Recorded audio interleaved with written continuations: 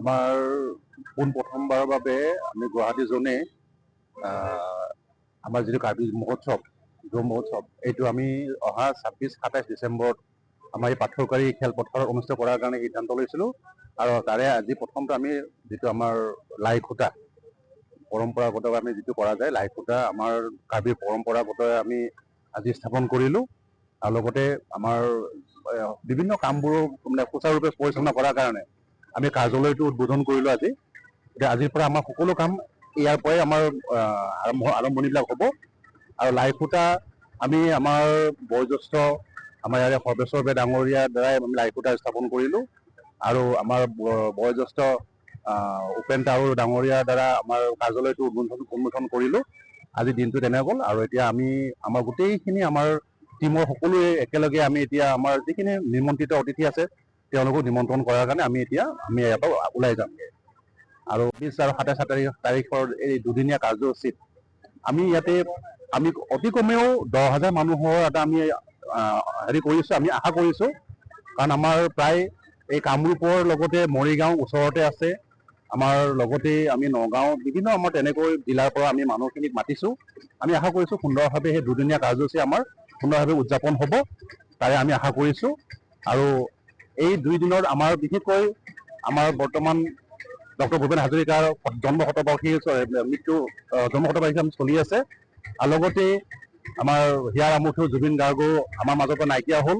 গতিকে দুয়োগৰাকী মানে শিল্পীৰ আমি 2টা গান আমি মানুহৰ বাবে আৰু লগতে মায়াবিনী, এই দুটা আমি কাৰ্বি ভাষাত অনুবাদ কৰি আমি সিদিনাখন 2টা গীত আমি ইয়াত উপস্থাপন কৰিম। পোনপ্ৰথমবাৰৰ বাবে আমি কামৰূপ কাৰ্বি সাংস্কৃতিক সমাজে প্ৰথম বাৰ্ষিক কামৰূপ মাণ্ডলিক যুৱ মহোৎসৱ উদযাপন কৰিবলৈ গৈ আছোঁ। আৰু আমি অহা ডিচেম্বৰ 26 আৰু 27 তাৰিখে দুদিনীয়া কাৰ্যসূচীৰে আমি উদযাপন কৰিবলৈ লৈছোঁ হওক। গতিকে আমি এই উৎসৱৰ লগত সংগতি ৰাখি দমাহী কিকান, লুনচিং বাৰ আৰু আমাৰ পৰম্পৰাগত খাদ্য প্ৰতিযোগিতা অনুষ্ঠিত কৰিছোঁ।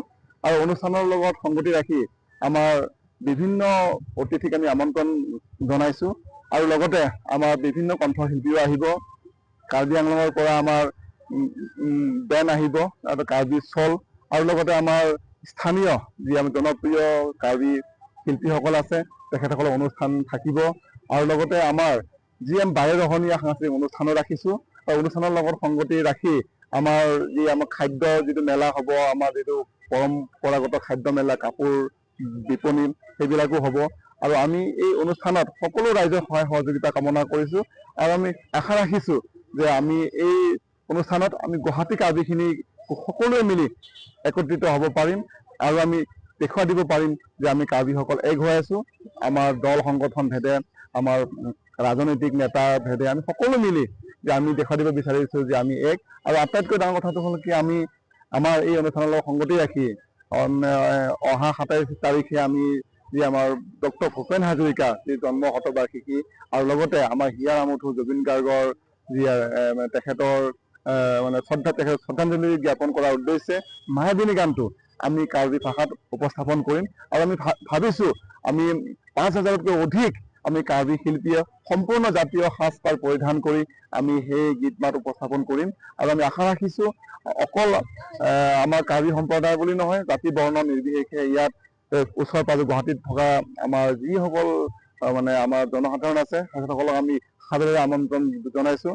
আপোনালোকে আহক আৰু আমাক সকলো ফালৰ পৰা সহায় সহযোগিতা আগবঢ়াওক। ধন্যবাদ। কাৰ্ডম।